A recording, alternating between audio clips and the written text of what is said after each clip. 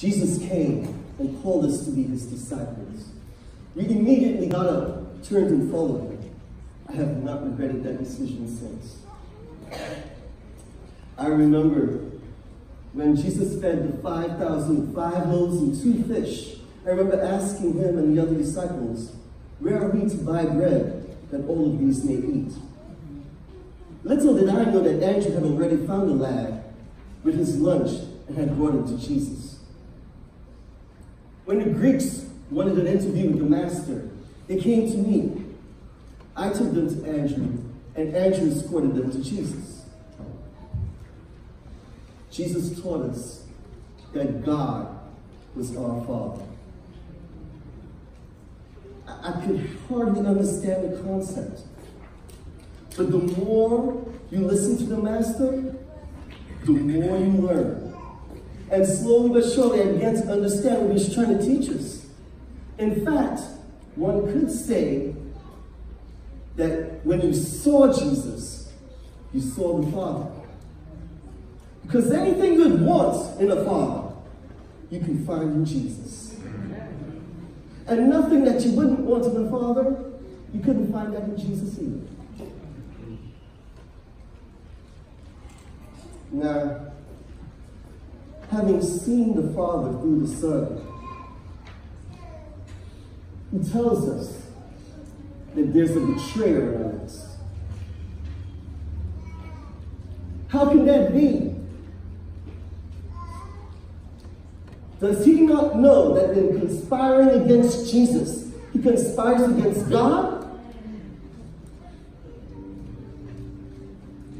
That in betraying the Son, he betrayed the Father too. Could one of our number be so blind? Who could be so lost? Could it be me? Is it I?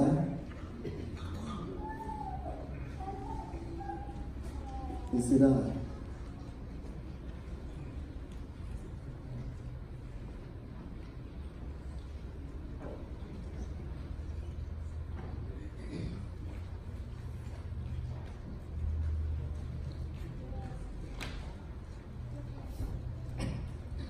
I am Thaddeus, one of the disciples Jesus called to be an apostle. He chose us to be the 12 cornerstones of the new kingdom, as the 12 tribes of Israel were the cornerstones of the old Jewish kingdom.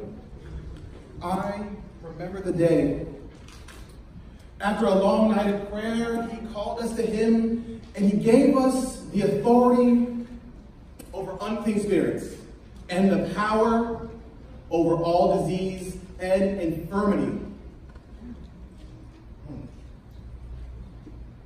He told us to preach that the kingdom of heaven is at hand. He told us to be as wise as serpents and as innocent as doves, for he would be sending us as sheep in the midst of wolves. He said, it is enough that the student be as the teacher and the servant as the master. I was in Jerusalem when he gave the great invitation. Come unto me, all ye that labor and are heavy laden, and I will give you rest. He said, take my yoke upon me. My burden is light. And he who came to share man's burdens has a burden thrust upon him, the knowledge that one of us will betray him. Who could it be? Which one, or could it be all of us? Who could do such a thing? Could it be James or Peter or Simon or Thaddeus? Could it be Thaddeus? Is it I? Is it I?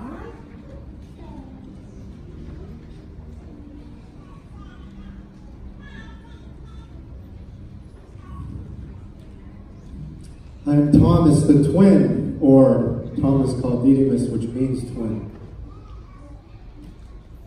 While I don't live my life with despondency, I usually demand proof before I believe. I have to see before committing myself. A lot of doubters amongst our Lord Jesus, and some of them didn't want to go to Bethany. They shrunk from the unseen danger.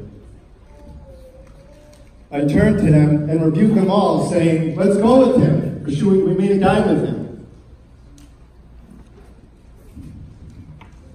I don't live my life as a life of doubt. I live it of daring. How come people remember my doubt but not my daring? Remember my questions, but forget my affirmations. They remember my fear, but they forget my faith. I used to go fishing with them and could almost hear the beatitudes that he spoke of. Can almost recall Jesus on the stormy hills of Galilee during his first year of public ministry, opening the eyes of the blind, unblocking the ears of the deaf, cleansing the lepers, and preaching his gospel to the poor. Yet, opposition continues to grow for our Lord. His enemies are determined to destroy him.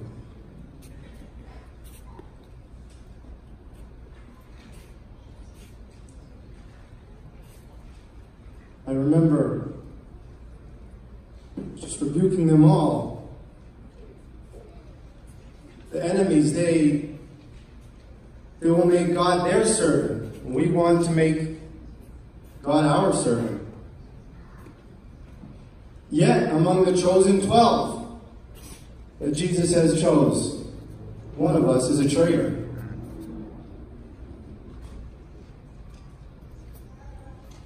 Is he referring to me?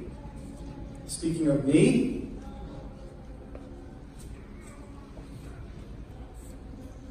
Is it I? Is it I?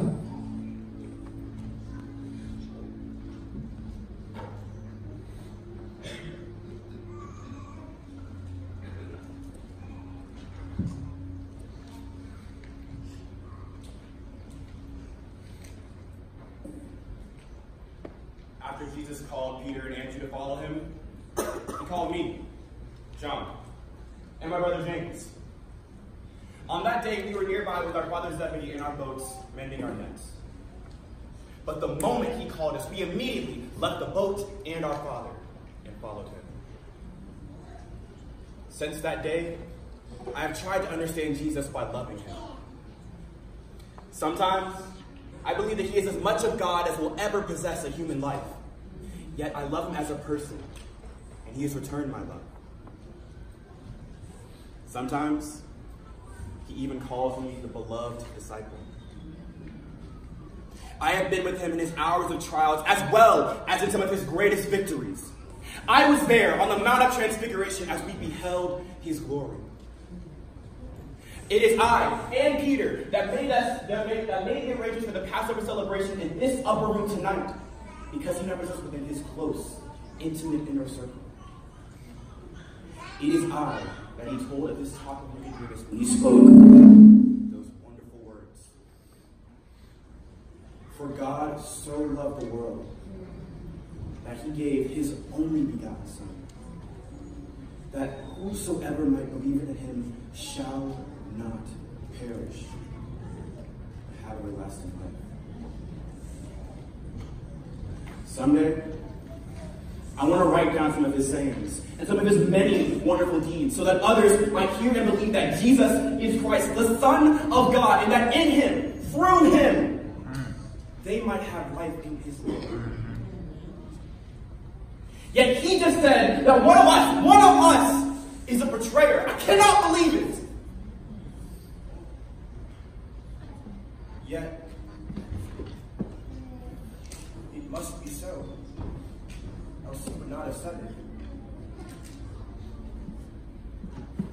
Surely it couldn't be Peter, or Andrew, or James. Could it be John? The beloved disciple?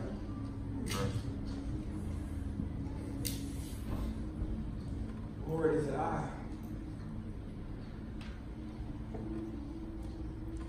Is it I?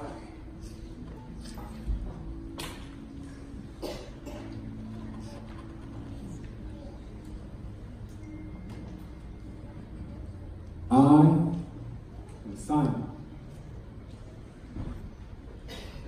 Before Jesus called me, I belonged to a group of hot-headed, bloodthirsty revolutionaries known as the Zealots. We were all for armed rebellion against Rome. We believed in crushing our enemies under our feet and establishing that ancient glory that was Israel back in the days of David and Solomon. Yet, Jesus told us of another kind of kingdom. The kingdom of the human heart, when God reigns there supreme. You see, since hearing him, I've changed my mind and also my allegiance. He has shown me that the conquest of the heart is the only true, sincere, and lasting conquest. So, I decided to give him my highest loyalty and my deepest devotion. Now, I have, in military parlance, unconditionally and completely surrendered myself to him. To think his thoughts, to love as he loves, and whom he loves, to obey as he obeys, and to serve as he serves. Now, this surrender, this surrender has not imprisoned me. No, not at all. But rather, it has set me free for the very first time in my life. I am not afraid of Rome any longer. Rome is great, Rome is mighty, but my God is almighty. Now, the Master has told us that there is a spiritual Roman among us. One who would attempt by force what can only be conquered by love. Who could he be?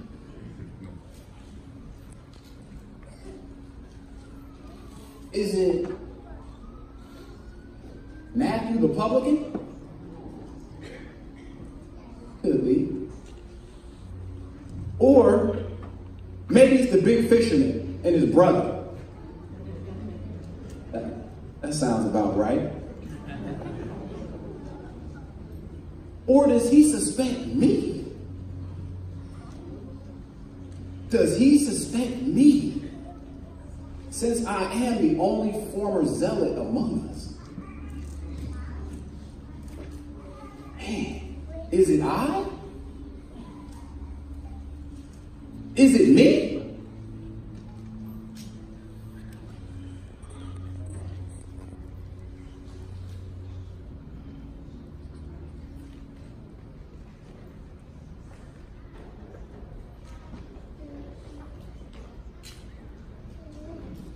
My brother Andrew and I were fishing on the Sea of Galilee, casting our nets into the sea, when Jesus walked by and said, "Follow me, and I will make you fishers of men." We immediately left our nets and followed him. One morning he said, "Simon, cast out into the deep and let down your nets for a catch." And I said, "Master, we have toiled all night, but have captured nothing. But at your word, I will let down our nets." We caught so many fish, we had to summon other nearby boats to help us out. When we reached back to the shore, I fell at Jesus' feet and said, "Depart from me, O Lord, for I am a sinful man." But at that moment, he said that we would all be fishers of men. In fact, he even changed my name from Simon to Peter, which means the rock. And when I confessed him as Christ of the living God near Caesarea Philippi, he said, on this rock, I will build my church. But a moment later, when I protested against him going to Jerusalem to die at the hands of evil men, he rebuked me. He said, get thee behind me, Satan. So, I'm a mixture of good and evil, of godliness and of devilishness. Tonight he said that one of us would betray him. I promised to follow him even unto death. But he told me that I would deny him 3 times before the cock crew.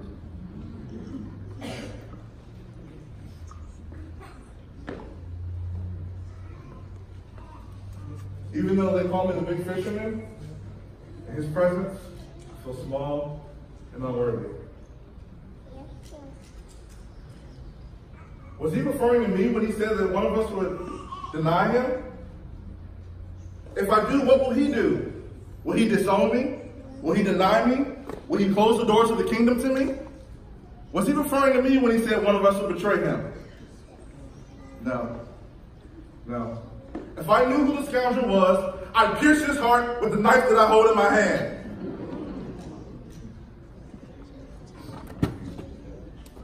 But maybe it'd be my own heart that I would pierce. God grant it may it not be so. But I keep asking myself, Lord, is it I? Is it I?